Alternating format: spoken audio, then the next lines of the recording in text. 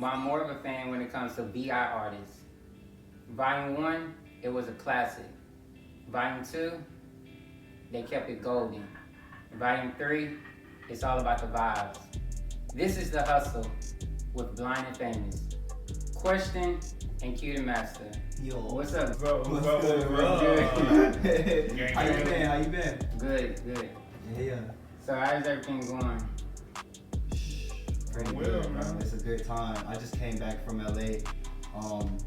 Just out there making some connections, doing some work with people off the back of some things I was doing at the end of last year. So we just been real busy.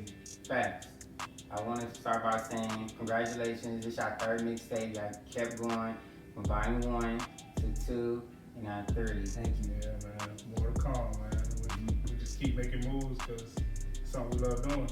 Yeah, I'm happy to be at this point. It's like crazy that we've made it to 3 and people are like still checking, still caring. Yeah, And it's still expanding. Like more people like care about this one than cared about the first one, you know? Yep. Let's start from the beginning. How did y'all two meet? Okay. So we have a lot of mutual friends. Well, we had a lot of mutual friends and still do.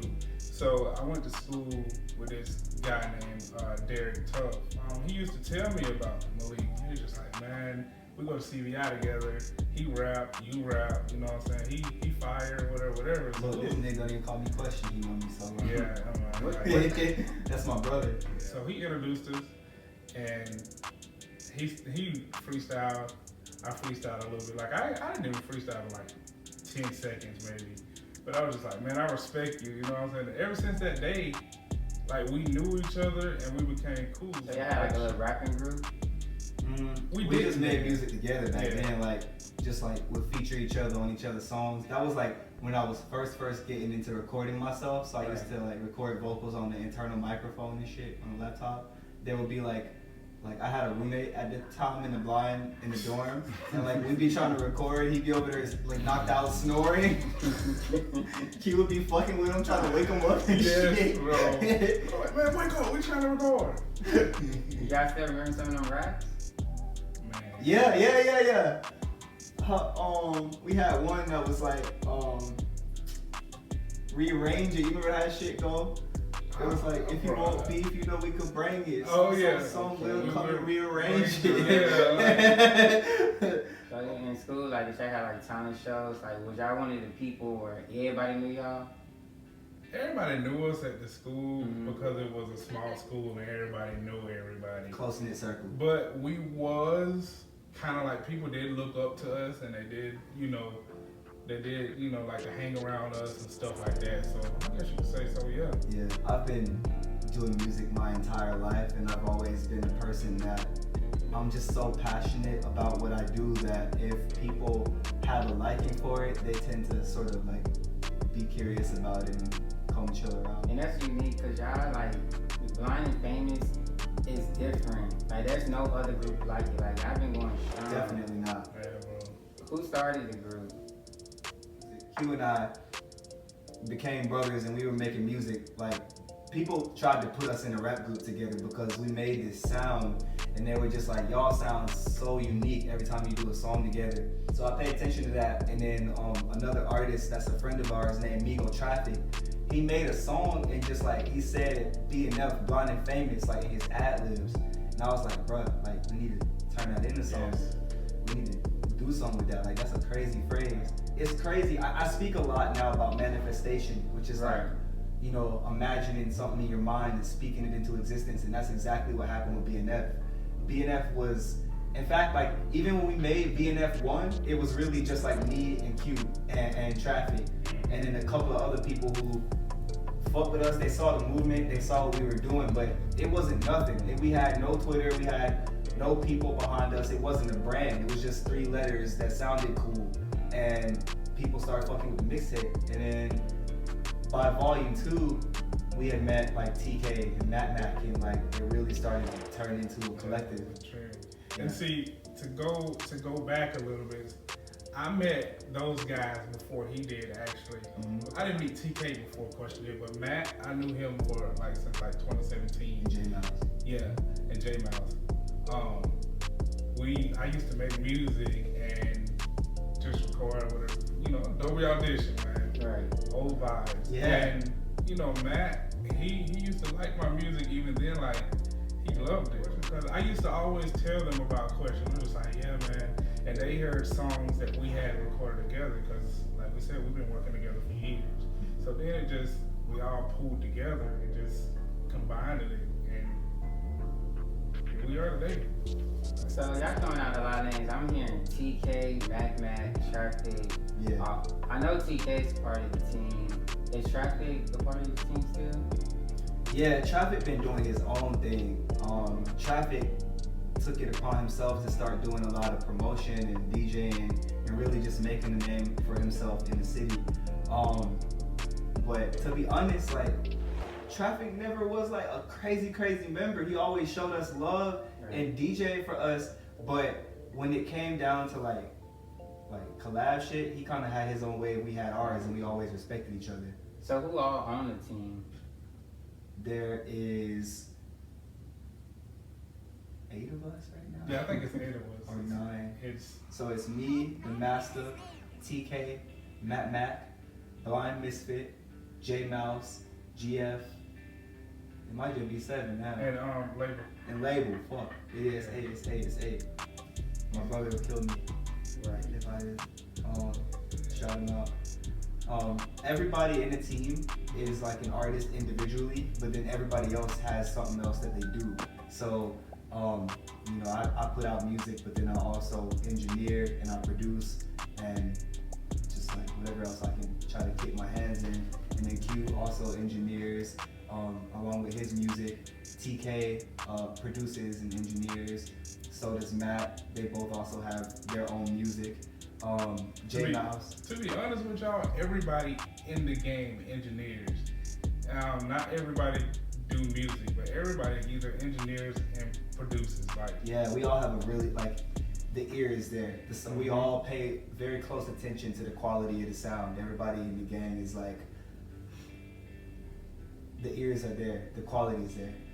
So what would y'all say from volume 1 to volume 3? What y'all done differently? just improve our sound. We've improved our sound. We've gotten better. We've stayed ahead, man. That's progress is everything. So. Yeah, we have a pact in the gang where it's like anytime somebody makes a song that's like better than anything else they've done before, we're like, yo, that's your worst song now. You can't make anything that sounds worse than this. Yep. Right. And so every year, it's our goal to listen to the tapes and go, can you see the progression? Can you see the difference? And I also feel like having people like TK and Mac and J Mouse, Johnny's a guitar player, and TK and Matt listen to a lot of pop music, and I've always been a fan of pop, but having a team around that will help with that now brings a lot more versatility. So when it comes to like y'all making the music, how do y'all go about doing that? So there's software on our computers and our phones that read the screen to us. And just the way that somebody might read really fast through their text messages and just kind of skim, our software reads really fast. Using that with a combination of keyboard commands, like Q said, we are able to fly through programs just as fast, sometimes if not faster, than our sighted peers. I get what you're saying. Like, I understand a lot of this stuff, but you know, like when you talk to other people, I get the same questions. They always like, how you do this, how you do that. Absolutely. And I be like, man, this go on YouTube. I really don't like to explain myself. Yeah, I think we have a responsibility to explain ourselves though, because we are the most educated on us. We can't accept our family speaking for us. Like, I personally hate it when I go somewhere and somebody looks at me as less of a human and they're like, what does he want to eat? Or what is he, like, talk to me, I'm not mute. It's like, I can't stand them Negroes. I'm taking a public speaking class, and the main thing that my professor always say that a person is interested in is their self. Once you start talking about that person, they get interested. Anytime you're talking to somebody, you meeting somebody, if you ask them questions about themselves, they automatically gonna think you're cool because you're asking about them. You give a fuck. So let's dive into this mixtape, Volume 30. Yeah. This album. What's your favorite song? Oh, Sheila. Hey! That's hard. That's Gang like one of the tunes. biggest gang tunes out Yes, there. bro. Yeah. Thank you. We can start right there. So how did y'all go about, doing a sample on that, like, all the beat production? That was all me. I was sitting in my room down the hall, looking through like a bunch of 80s music and like instrumentals, and I found like this, like some type of dance version of the instrumental they made where they kind of chopped up the beginning. And I was like, that would actually work for a rap song if we slowed it down. And I have been listening to a lot of this new artist out of Texas named BBY Cody. He has crazy drum beats, just like a crazy sound that I've been really inspired by for about the past like 6 months. I thought it would be dope to combine like rapping over a sample like that on some like straight 80s vibes with some crazy trap shit. So I just made the beat, and then I was like, bruh, I think this is such a dope beat that like, as many of us as like it need to jump on it. So I put a message in our group chat with a sample of the beat and was like, whoever likes it, just let me know. And it turned out to be me, Q, Label and Misfit. Yeah, cause everybody was on things. So like, once you get your verse, you must have sent it to him, and then you sent it to Label. Were they done out of order? How did, like, I think it was, yeah, you did your part first, then you sent it to me, I did my part. Label, you actually sent the beat to us all at the same time. Mm-hmm. But then you actually started a project and then sent it to me, and then Label did his part, and I think Misfit was last to do his part. Yeah. And what made number 4 already dope, I did the drop. Let's talk about it. What was me? So who did that producing? That's DJ TK. Okay. DJ TK, I gotta just shout him out and commend him. I think he's the hardest working producer out of the entire team. He definitely has the most placements with our artists over me, over Matt, over anybody, because he constantly submits beats. He makes like 3 beats a day, most days, and he's always like reaching out to people personally just to talk, yo, I think this could be for you. What would you do with this? How could you get on this? Like, his work ethic is amazing. And he's also a rapper, right? Yeah, for sure. So let's talk about Catching Vibes. That's your Catching Vibes. So TK actually made that beat, and TK does a lot of my production. Like, they've really made a dope sound again. Yeah, I was just about to say, like, we've really created a good sound. I like the way he produces. Like, I just like the vibes. Like, I can just get into a groove. Somebody told me a couple years ago, it was like, I like when you and Question make music together. Y'all just sound like y'all belong. Like, it just flows nice. It does. So a few months ago, maybe about August, September, somebody told me, because I made a song to a beat that he made, and they were just like, I like the way you rap over his beats versus other stuff, because it sounds like it just fits. And I was like, I really never thought about that part of it, that aspect. So I thought about it, and I'm just like, and I've listened to songs lately that he's produced for me, and I'm just like, that is a nice vibe. My sound for both of them are slightly different, but I think we all 3 have developed a sound together. So Catch a Vibe was just like, he sent me the beat, and I was just in a groove on there, and I was just like, man, I like this. Like, so you do use a lot of auto-tune, so why is that? Because I have heard you rap before. I just like the sound. I've always been a sucker for auto-tune. I like the sound. And if you can hit your notes well, it actually really flows. Like, give yourself different cadences and everything. I just love the way that flows. So at the end, y'all talk about y'all intro. No, the outro. 72 tracks didn't make it. Like, where's the other tracks at? It can get hard sometimes because we all care so much about the music and about like what direction we want to see it go. So sometimes like we have to check our egos and make sure everybody's getting a fair shake and an equal say. Cause like TK may have a certain vision for a song that Q's doing with his sound, and like Q said, we differentiate a little bit. So I may be thinking, in another lane, and we're all equal. We try to always balance it out. So we sat for hours going through everybody's music. Everybody critiqued it equally. I was probably the harshest on some of my own music because I believe in these guys so much. And like there was some tension because certain songs didn't make it, other ones did. But like we all voted, and we all, as I said earlier, kind of have astute ears, so we were able to really sit there and like nitpick to It get was the hard. perfect ones. It was difficult. So like, do y'all ever come to like disagreements when it comes to which song's gonna make it? Absolutely. Mhm. Absolutely. We started from 72, and we just cut out what we called like the duds. Like, okay, this is good, but it's obviously not good enough to be the best. And so we do that and do that and do that until we get to about 25 songs, and then those are like huge bangers. And then that's when we start getting into, like, for example, we had a couple of songs that sort of sounded similar, so we would cut all but one of those so that there could be as much versatility on the project as possible.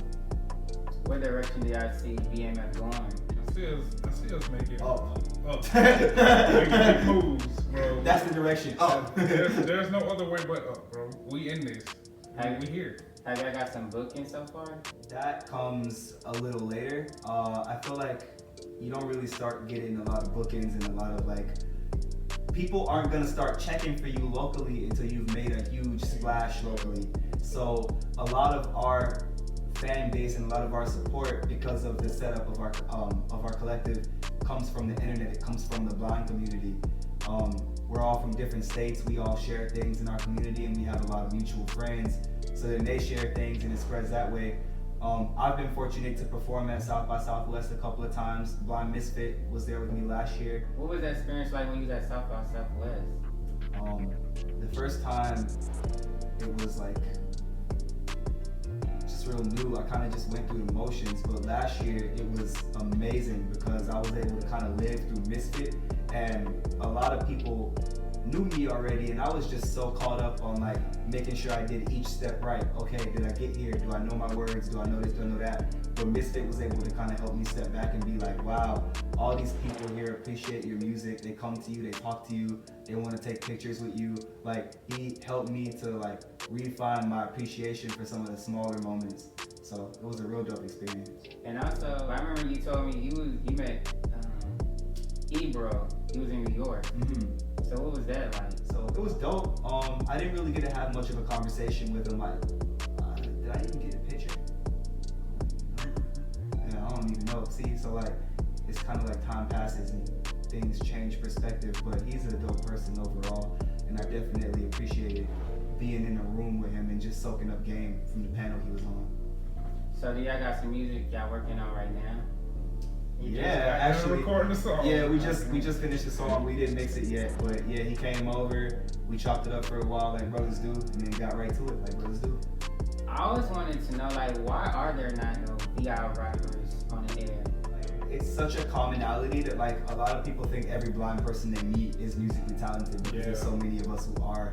I think it really has a lot more to do with the personality than the talent, and it also has to do with people's perception. I've been blessed to be put in a position to where I might be able to change that, because I don't really know if the world is exactly ready to be used to a blind person. There's a lot of like boxes that we still put a lot of our entertainment in. So I think with the opportunities I've been given and the accolades I've already received, it's gonna help me to change that perception. I just think it hasn't happened yet. The same way that it took certain nationalities a long time to get to certain places, I feel like it's the same way for blind people.